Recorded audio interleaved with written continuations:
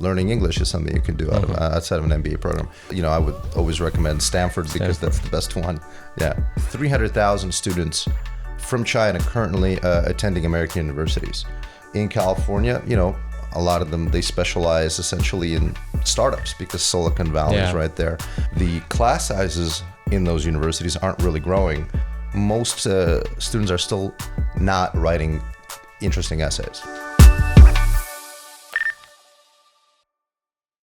Hi, my name is Greg Mustreader, and this is my video podcast on trends of development of human society, rationality, transhumanism, and other interesting things. Today, here with me is Vitaly Borishan, co-founder of Solomon Admissions Consulting. He helps people enter top US universities, the Ivy League, and other prestigious universities. Hi, Vitaly. Hi, and thanks for having me.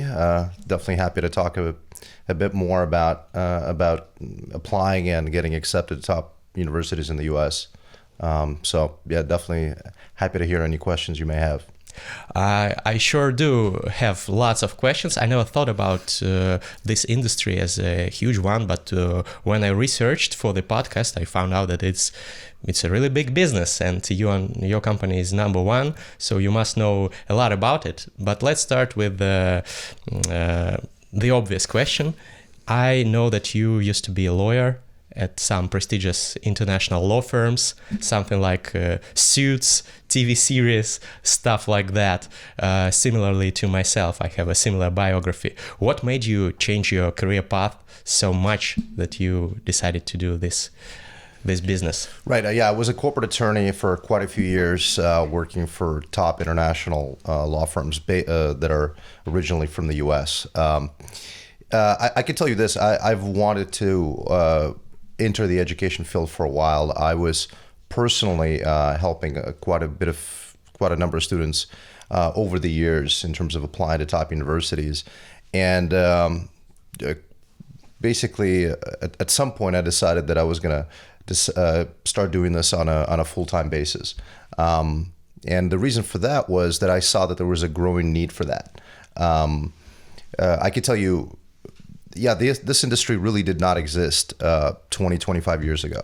Mm-hmm. But basically over the last 10, 15 years, acceptance rates at top universities in the U.S. really dropped, and dropped by a huge number. So for instance, if you're talking about, let's say Stanford University, in 2005, their acceptance rate was about 13%. So still quite low, but I think still quite a few people were getting accepted. It's now about 4%.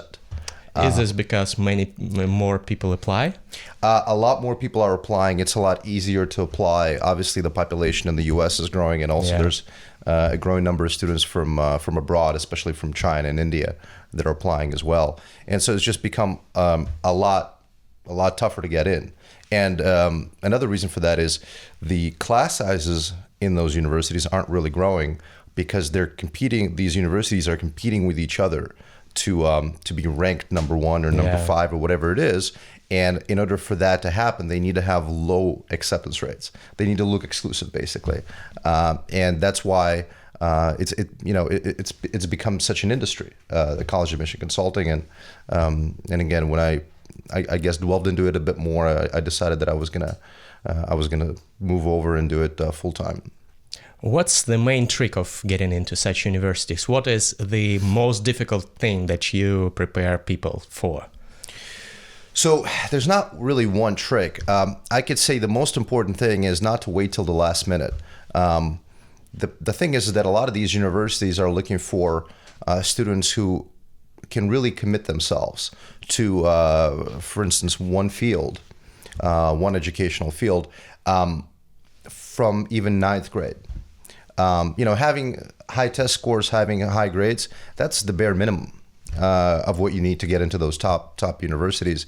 Everyone has high grades. If you look at, again, that same Stanford University, they reject something like 60% of people with perfect SAT scores and perfect GPAs. That's the bare minimum. But what they're really looking for is for you to start from ninth grade and start doing a lot of activities outside the classroom We call them extracurricular activities. Yeah. And try to really do as much as possible, of course, over the summer as well, but even during the academic year after school. Like volunteering? It's much more than that. Volunteering certainly is a big part of it, but these days they're looking for you to do even research. You'd probably ask, how can a high school student do research? It's actually quite possible, definitely in the U.S. at least, to work with a professor. It's kind of like an intern with a college professor, and you work with them and you help them out as much as you can. Something like that is phenomenal. It shows that you basically can work on the level of a college student. And there's many other things like that. What they're looking for is they're looking for top students who have unique backgrounds that they can bring to the school. Okay, so something that makes you stand out. Correct. Yeah, and what we do, of course, is we try to guide students in that direction, so that they can actually do things that will make them stand out. And what if a student comes to you not long before the admission process starts, and he or she does not have an opportunity to enlist as an assistant to a professor? Sure. So our whole team, it's important to understand, by the way, is our people that work on admission committees at top universities. So at places like Columbia or Stanford, they certainly know what you need to do, what you essentially need to say in order to look the best that you can, right? They know what are cliche essays or essay topics. They'll be able to tell you, even in your background, and they'll analyze all of that background to basically guide you as to what you should be talking about. So yeah, even if we can't change your background, we can certainly find the most interesting parts of that background and make you talk about that. And you may not, as a student, certainly as a 17-year-old, you probably have no idea what in the world admission committees are looking for. Sure. But of course, our former admission committee members, they certainly do. Can you give some examples what they are looking for? Well, again, with each person is different. Certainly, I could tell you certain mistakes to avoid. One mistake that people make is for instance, they'll do like it's called a resume and essay form, which it's a whole essay where they basically just talk about all the things they've ever done. It's essentially just a restating of their resume. Now, that's something certainly never to do.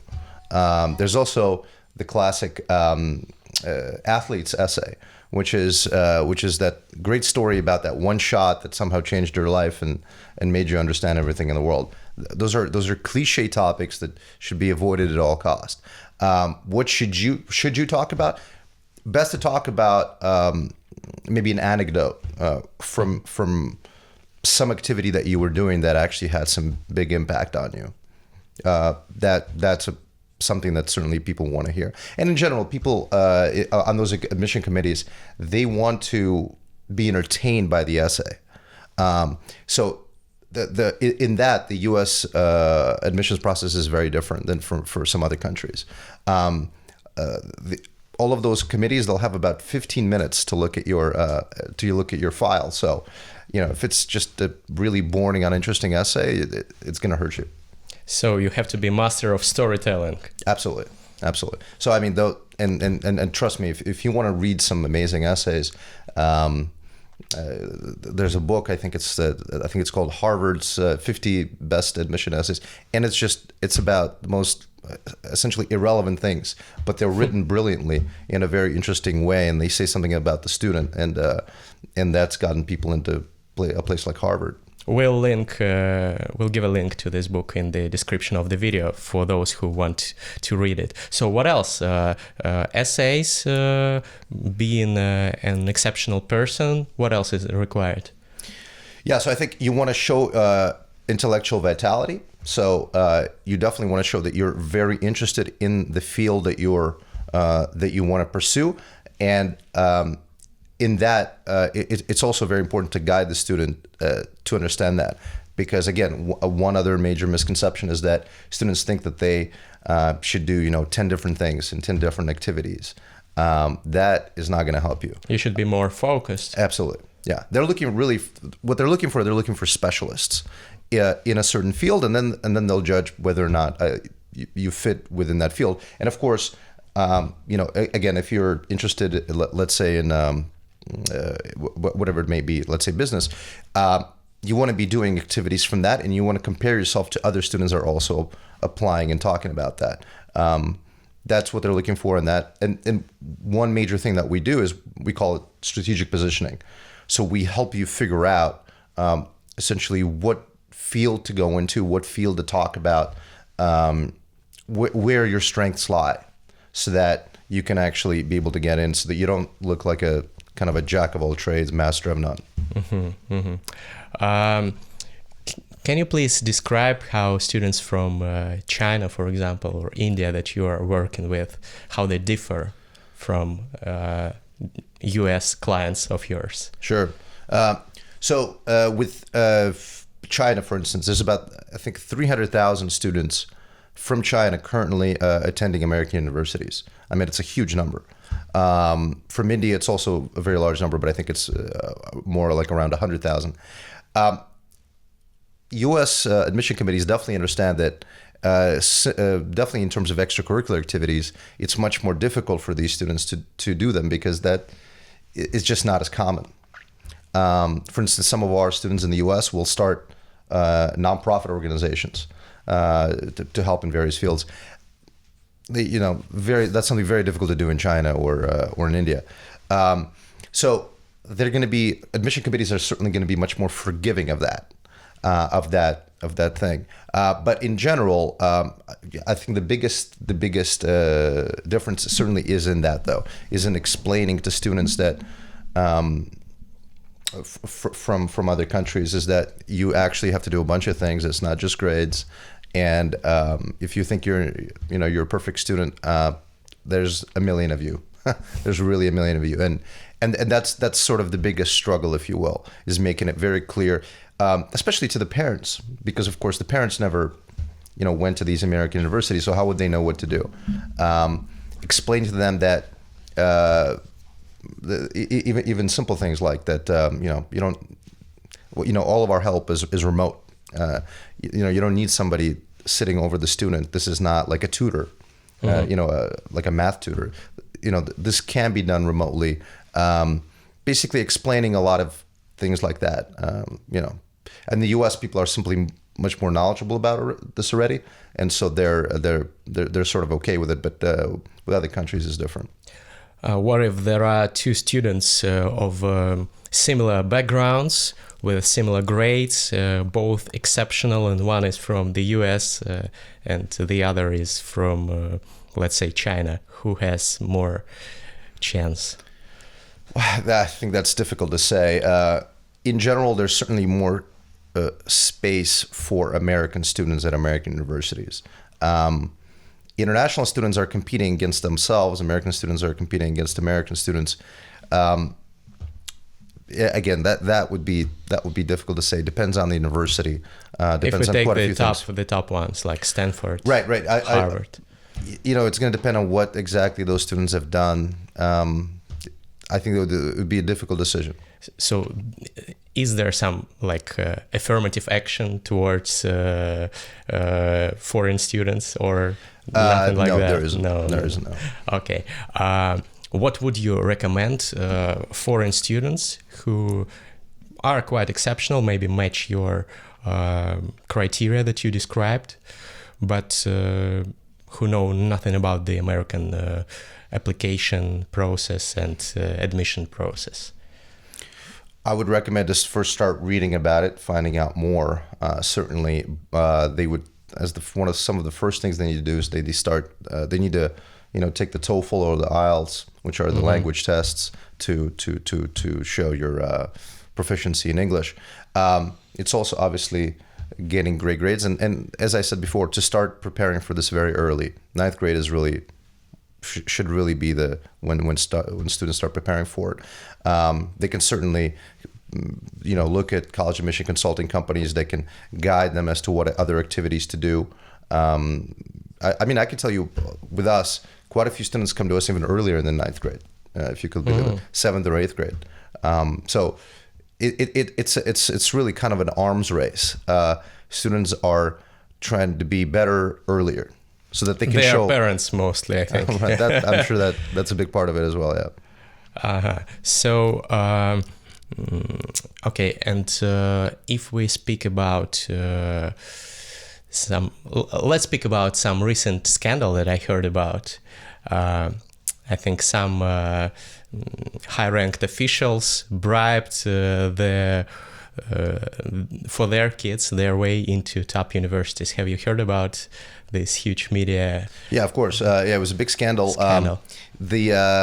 What happened was that there were some famous people, some famous Hollywood celebrities. Yeah. There was also a famous attorney who was a partner at a large law firm. There were some other people, and they got into this big scandal of supposedly giving money to different coaches at different universities so that their kids get in. That's the scandal.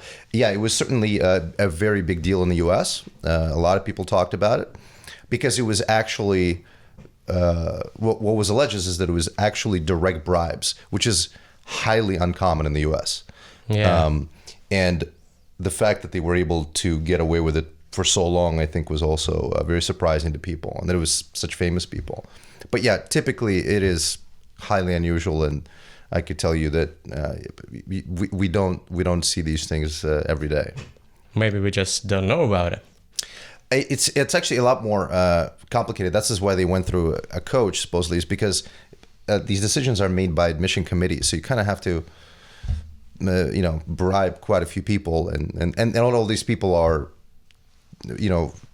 tend to be very, very ethical and tend to care about these things, and they have very good jobs. They were not going to sacrifice, their career for bribes. But some of them did, turns out. Yeah. So I think those are definitely in the minority. Mm-hmm. So you think that mostly the system is just? Absolutely. And again, with in most cases, I mean, you can see the students that get in, and you could see all their grades, you could see everything. The way it works in the U.S. is that a lot of this information, would come out, and as it did in this case, there's just a lot more transparency at American universities. Please tell me how the process of preparation for writing essays, speaking to admission committees, how it works in admission consulting firms such as yours. So, well, the first thing typically everyone does is we'll collect. So we have this. It's called a first round questionnaire. So it's a very long questionnaire of about 40 questions or something like that. And it asks about every aspect of a student's life, their views on various different things. We basically try to get as much out of the student as possible. Answers to these questions tend to be 10 to 15 pages long.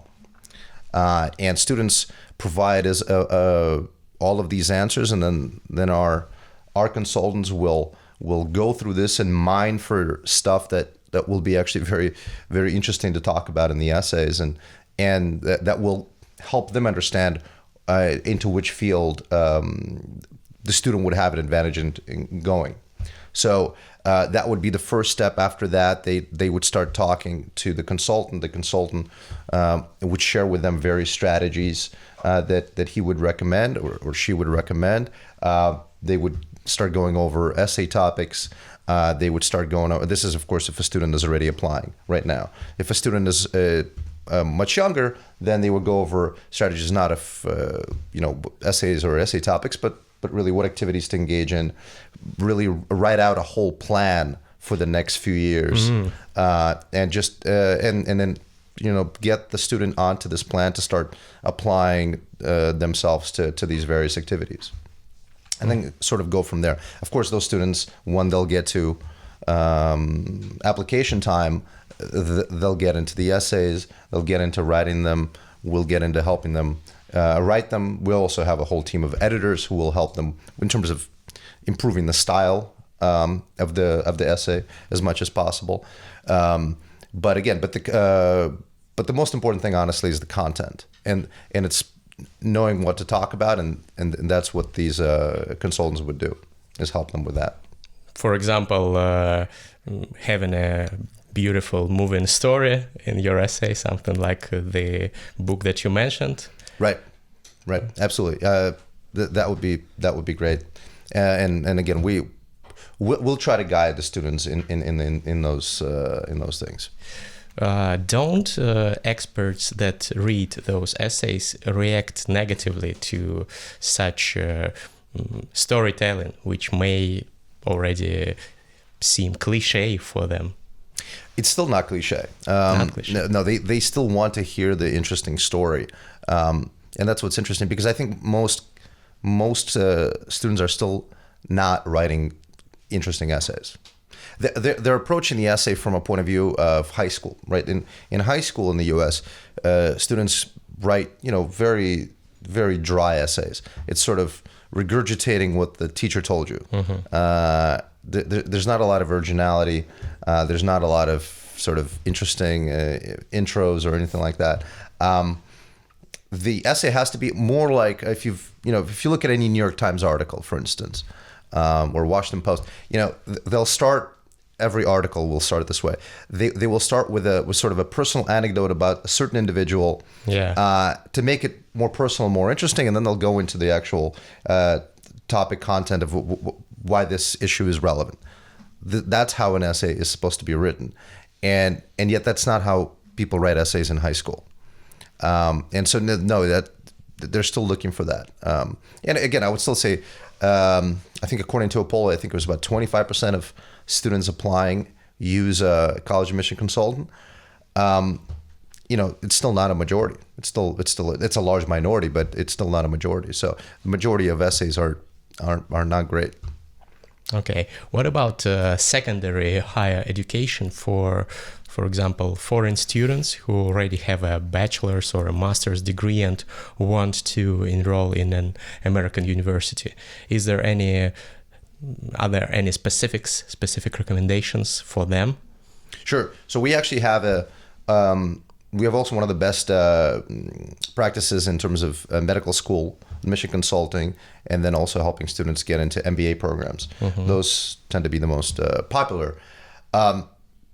Again, the suggestions are actually quite similar. So again, it's getting the best numbers that you can, and then trying to do as many activities as possible that American universities will find interesting and unique. And that's definitely the most important thing. And of course, you would have to know what would they find unique. Certainly not easy programs that you just pay money and then you get into that program. That's not going to help anyone. That basically that's basically more of something that talks to how much you can pay. That's not what they're looking for. They're looking for rigorous programs, for instance, that you've been able to do over summers or anything like that, where it was difficult to get in, that could really show your excellence. So definitely, I would recommend also starting early, starting in college. Even in college, you're supposed to be already doing things, those same extracurricular activities that will help you then when you apply to a master's program or graduate degree program later on. Let's take my case. I'm thinking about enrolling in an MBA. At least I'm playing around with this idea for now. I have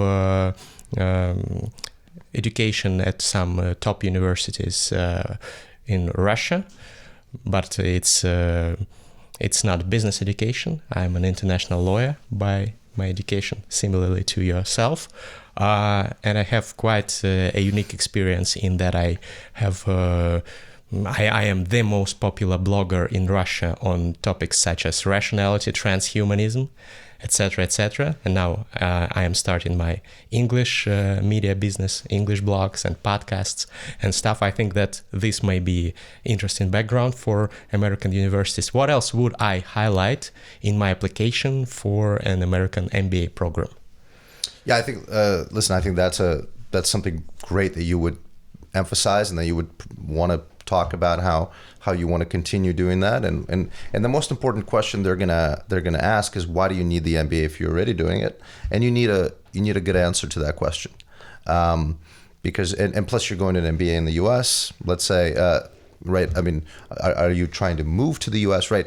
These are all questions that are going to come up that you will need to answer, because ultimately, these universities don't want to just sort of rubber stamp diplomas. They want to know that you're getting these degrees for something that's going to help you.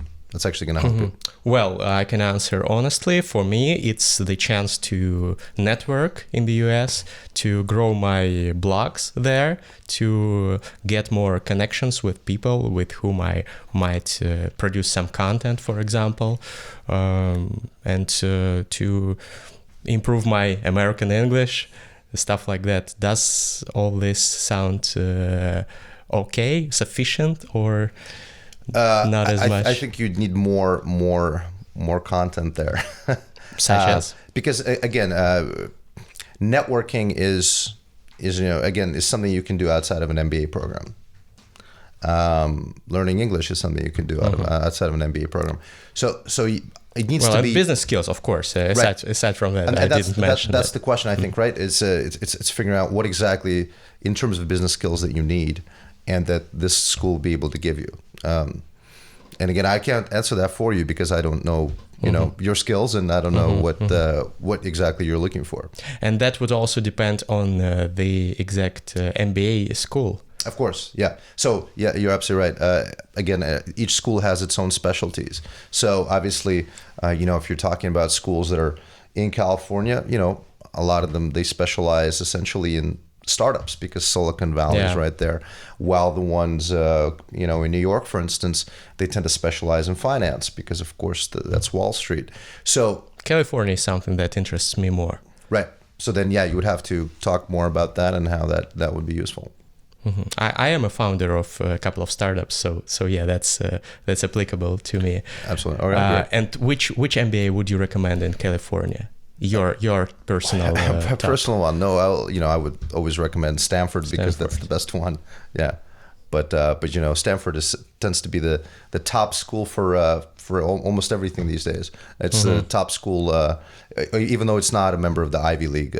But it has, like I was talking about before, the lowest acceptance rate of all the schools. It's like 4%. How many percent? 4%. Yeah, I think 4.2.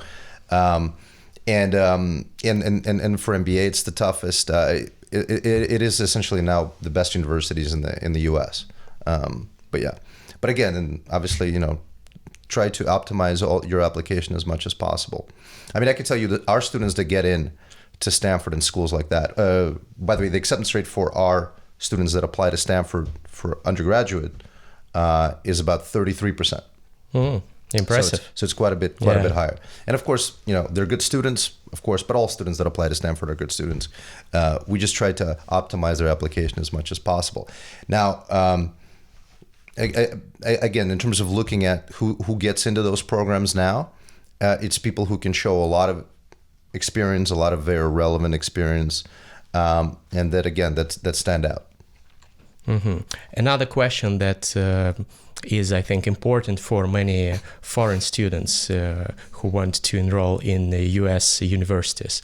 What about scholarships? Is there an opportunity to receive a significant financial aid for a foreign student who wants to enroll in an MBA program or in a postgraduate program, something like that? Right. So certain schools are they're called need blind. So what that means is they they don't care if you need money, right? So those schools definitely exist. Basically, if you're going to apply, it's important to look up which schools are such, if they fall within that category. But that help is available, no question about it. It's just it tends to be for only the very, very top schools, and so it's already difficult to get into them to begin with. So did I understand correctly? Help is available only for the top universities or top? help is available, I would say, for top universities where they're gonna not care if you're asking for help. Some other universities may also offer help, but that would affect your acceptance chances. And which ones are the blind There's a whole list. I can again provide it to you afterwards. We'll give a link in the description. Yep. So some of the top universities, for example, don't care, others care. Right, exactly. About it. Right. And what's the success rate of such applications for financial aid in foreign students? Well, again, if they get into that universities, that is need blind, then the universities will give them aid.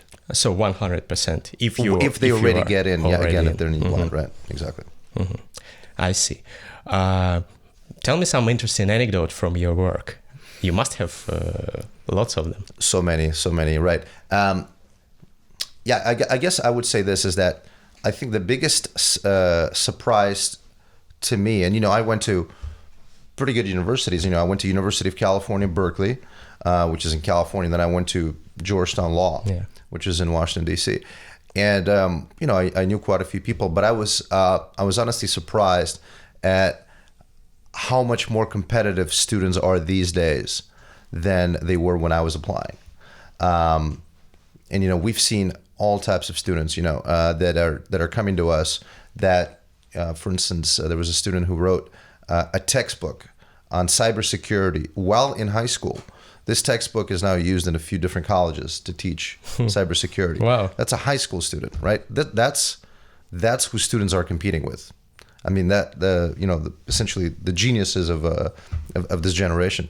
That was honestly the biggest surprise. But yeah, we've seen all types of students, that are already in high school, that are performing in Carnegie Hall, that have patents. I mean, you name it. Honestly, that's been the biggest surprise for me. What do you think about the future of higher education? Many successful people now claim that it's not as necessary as it used to be. What's your point? Well, I would say this. I think if you're talking about certain majors, and this is my personal opinion, and I simply look at the economy. If you're looking at certain majors, I think there's nothing more important than having the right education. If you're talking about anything in STEM, right? Science, math, you need an education. There's no way around that. But there are examples of Eliezer Yudkowsky, one of the major experts in the world on AI, has no education. I think there are going to be exceptions to every rule. Yeah. But I think for 99% of the people, you're gonna want a really good education for STEM. Now, for certain other majors, maybe not so much. I mean, many things I think in the humanities. First of all, a lot of people don't even really work later on in the field that they're studying. Yeah, and student debt, huge problem. Of course, yeah. So I mean, I think certainly people have to be aware that if you're going to major in a major that isn't in demand in the economy, that you're going to be left without a lot of debt. Yeah. But in general, I think what's going to happen in the industry and in the education industry in general. Well, I could tell you universities are going to keep getting more expensive. That's for sure. They're going to be more in demand every year. The reason for that is there's only a set number of them, and again, the world population is only growing. The number of people that can go to a university just keeps growing.